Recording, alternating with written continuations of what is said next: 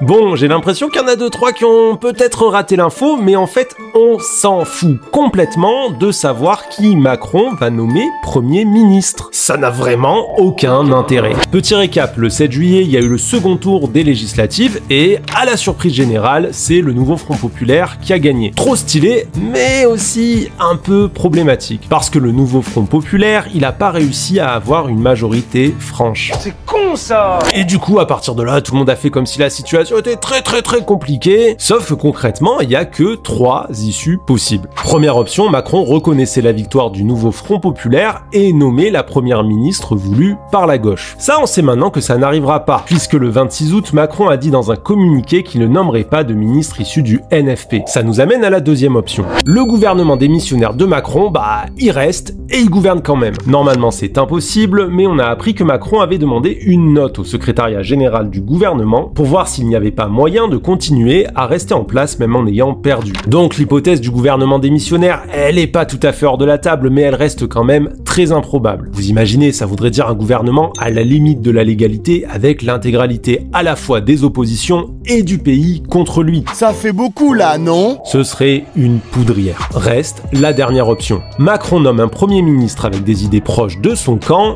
mais fait alliance avec l'extrême droite. Bah oui, Macron il a pas de majorité, donc s'il veut nommer un gouvernement, il doit s'allier soit avec le RN, soit avec le NFP pour éviter que son gouvernement ne soit censuré. Et comme il a définitivement fermé la porte au NFP, il lui reste qu'une seule option. Le Ben, voilà!